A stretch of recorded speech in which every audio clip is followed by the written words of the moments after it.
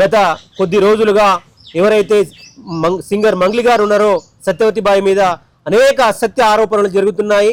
ఏదైతే ఈ ఆరోపణల మీద ఇన్వెస్టిగేషన్ ఏజెన్సీ దగ్గర కేసు ఫైల్ అయి ఉన్నది.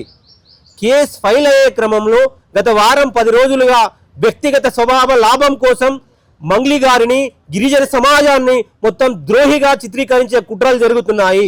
కొన్ని రాజకీయ పార్టీల నాయకుల ముసుగులో ఈరోజు అంచెలంచెలుగా స్వయశక్తితో ఎదిగిన ఒక గిరిజన బిడ్డ పైన అనేక ఆరోపణలు చేస్తున్నారు.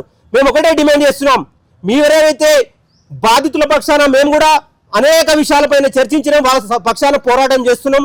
మేమైతే గత డీజీపీ గారు కూడా ఆన్లైన్లో మెయిల్ చేయడం జరిగింది. ఎవరైతే బాధితులకు అన్యాయం చేసిరో వాళ్ళని తప్పకుండా శిక్షించాలని మేము చేసినాం.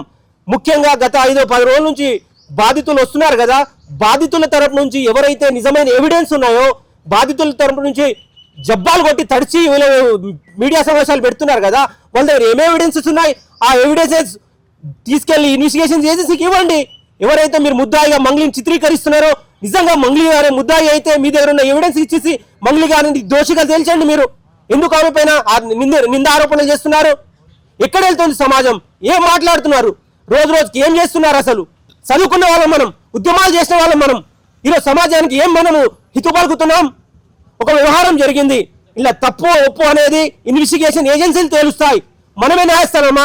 మనమే అన్ని ఇది చేసుకొని ఏదో ఎంతవరకు నోటుకు వచ్చినట్టు మాట్లాడితే ఇది బాగుండదు. ఏదున్నా కోర్టు ఇన్వెస్టిగేషన్లో ఉంది, పోలీస్ డిపార్ట్మెంట్ కేసు ఉంది. దోషిగా మంగ్లీ గారు తేలితే దానికి శిక్షార్హురాలు అవుతుంది. తప్పకుండా చట్టం ఏం చేస్తే దానికి ప్రతి ఒక్క పౌరుడు లొంగాల్సిందే. కాబట్టి మేము ఒకటే డిమాండ్ చేస్తున్నాం, దోషులు ఎవరున్నారో పోలీస్ డిపార్ట్మెంట్ త్వరగతిన నిర్ధారించి ఈ కేసును త్వరితగతిన ముగించాలని మేము డిమాండ్ చేస్తున్నాము. అలాగే మంగ్లీ గారి పైన లేనిపోని ఆరోపణలు చేస్తున్న వాళ్ళు కూడా ఒకసారి మీరు మనస్సాక్షిగా ఆలోచన చేసి మేము ఏం చేస్తున్నారో కూడా ఆలోచించాలని మేము డిమాండ్ చేస్తున్నాం.